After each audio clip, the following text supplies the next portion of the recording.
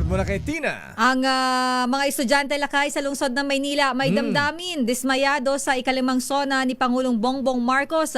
Ang panawagan nila, scholarship at good governance. Oy, RH9. bago si Tina ha, Yes, ayan, lakay. maganda ang bungad ng presensya sa SONA. Kaya lang kalagitnaan medyo boring. Alam mo kung bakit? Bakit? Yung isang congressman ba yon? Yung nakuha na sa TV, nakatulog. Naantok yata. Ginigising na nasa likod, mukhang naghihilik. Sino ba yun? Congressman ba yun? Tingnan natin lang kayong video kung sino yan. Pero pagka ganyan po, sana hindi tayo natutulog. Kasi respeto sa nagsasalita. Natutulog, mukhang naghihilik, ginigising nasa likod. Nakunan pa ng camera. Nakunan ng camera. Sige, Tina, RH9, proceed. Tina Nolasco, Tina. Lakay, Sister L, dismayadong ang karamihan sa mga mag-aaral na nakapanayam ng DZRH. Sa dalawang paaralan dito sa Maynila, kaugnay ng isinagawang ikalimang State of the Nation na address o SONA ng Pangulong Bongbong Marcos kahapon.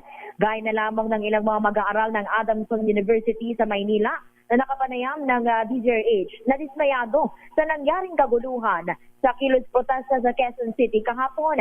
Pakinggan natin. Sobrang dami pong nagkagulo ng mga nagrarally na tweet po sa sobrang chaotic na SONA. Which is tama dito. Lakay, Sister L, ilan namang mag-aaral ang umaasang mababanggit ng Pangulo ang scholarship programs para sa kanila. Gaya ng mga estudyante ng UMS na ating nakapanayam na umaasang mabibigyan din sila ng scholarship dahil lagi na lamang umano mga STEM student ang nabibigyan ng pansin pagdating sa scholarship. Pakinggan natin. Sa mga scholarships namin sa strand ng UMS kasi parang focus po lagi sa mga courses ng STEM, so parang nakukulangan po kami sa strand ng UMS.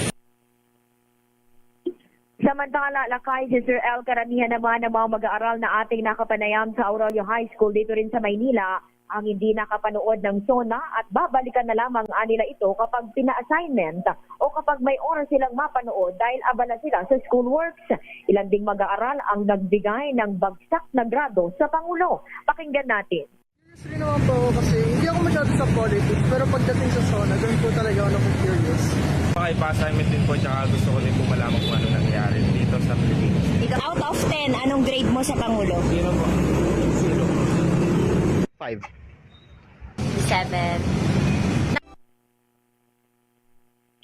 Yan ang ating mga panayam sa mga estudyante sa ilang paaralan dito sa Maynila. Ito si RH9, Tina Nolasco para sa DZRH, una sa Pilipinas, una sa Pilipino.